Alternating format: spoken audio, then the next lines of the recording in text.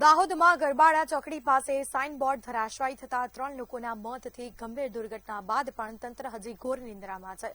શહેરમાં smart city project અંતર્ગત લાખોના ખર્ચે લગાવેલો આ અન્ય સાઇન બોર્ડ પણ અત્યારે જોખમી હાલતમાં છે।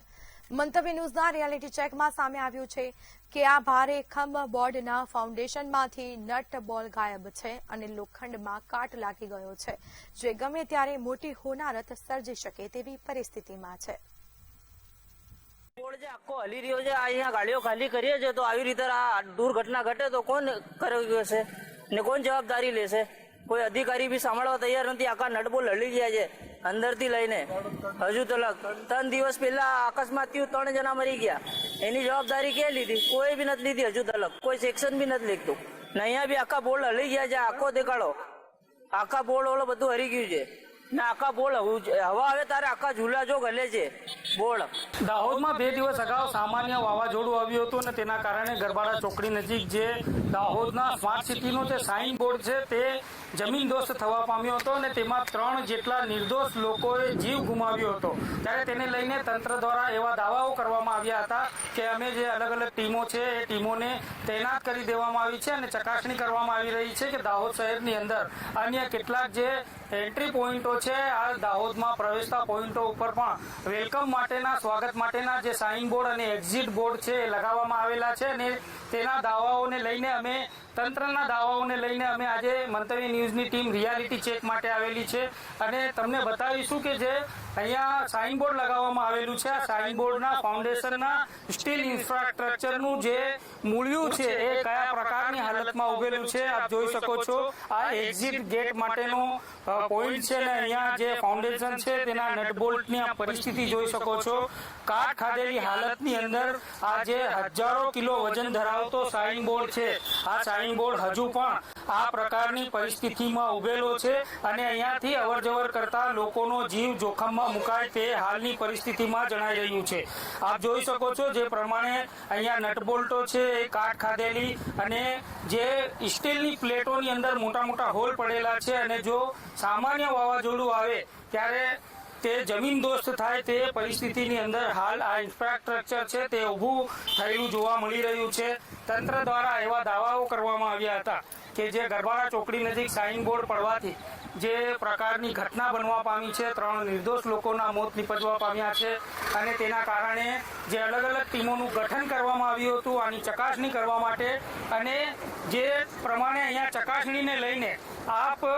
એક્ઝિટ અને એન્ટ્રી બંને પોઈન્ટો ઉપરની પરિસ્થિતિ જોઈ શકો છો કે જે નીચેનું ફાઉન્ડેશનનું જે ઇન્ફ્રાસ્ટ્રક્ચર છે આ ઇન્ફ્રાસ્ટ્રક્ચર કઈ હાલતમાં ઉભેલું છે। ઘણા ખરા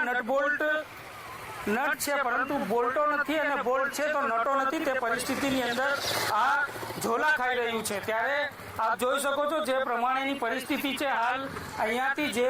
વાહન ચાલકો અને રાહદારીઓ અવરજવર કરી રહ્યા છે, ગઈકાલે પણ અહીંયાથી જેટલા લોકો અવરજવર કરતા હતા અને સામાન્ય રીતે વાવાઝોડું દાહોદની અંદર ફરીથી આવ્યું હતું ત્યારે પણ કેટલાક લોકોએ, પ્રત્યક્ષદર્શી લોકોએ દેખ્યું હતું કે અહીંયાથી જે આ સાઇન બોર્ડ છે અને એક્ઝિટ બોર્ડ છે એ બંને ઝોલા ખાતું હોય એ પ્રકારની પરિસ્થિતિ હતી અને તેના કારણે અહીંયા આજે મંતવ્ય ન્યૂઝની ટીમ આવેલી છે અને આ દાહોદનો સ્માર્ટ સિટી દાહોદમાં આપનું સ્વાગત છે નો સાઇન બોર્ડ છે। આ દાહોદનો જૂના ઇન્દોર રોડ છે, અહીંયાથી મધ્યપ્રદેશના લોકો એ દાહોદ શહેરની અંદર પ્રવેશ મેળવે છે અને તેમના સ્વાગત માટે અહીંયા જે સાઇન બોર્ડ છે ઉભો કરવામાં અને ખૂબ જ ખરાબ પરિસ્થિતિની અંદર અહીંયા ખૂબ જ ખરાબ પરિસ્થિતિની અંદર સાઇન બોર્ડ છે। અહીંયાથી ગઈકાલે સાંજે જ્યારે વાવાઝોડું આવ્યું ત્યારે અહીંયાથી જે પ્રત્યક્ષદર્શી લોકો છે તેઓ દ્વારા પણ અહીંયા જણાવવામાં આવ્યું હતું કે આ જે સાઇન બોર્ડ છે એ ઝોલા ખાઈ રહ્યો છે। એ પ્રત્યક્ષદર્શી અમારી સાથે છે, અમે તેમનાથી જાણવા માંગીશું શું કહેશો ગઈકાલે જે અહીંયાના સાઇન બોર્ડની પરિસ્થિતિ વાવાઝોડું આવ્યું અને આપણે જોઈએ। સાઇન બોર્ડ જે હતું જે વખતે પવન આવ્યો હતો ત્યારે હું નીચે જ બેઠો હતો તો એટલા પવનની અંદર આ લગભગ ઘોડા જ થાય છે તો કે કાચી ગુણવત્તા હોય એવી સંભાવના છે અને ક્યારે થાય એના માટે તંત્રને કહેવું છે કે જલ્દીથી જલ્દી કાર્યવાહી કરે।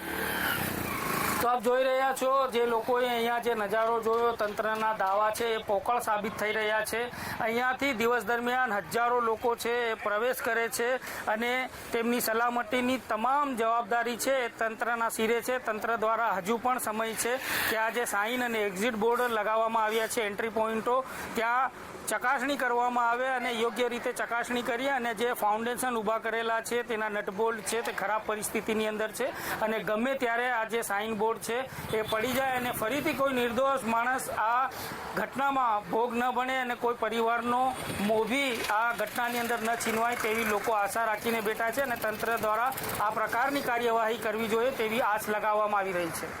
નઈમ મુંડા, મંતવ્ય ન્યૂઝ, દાહોદ.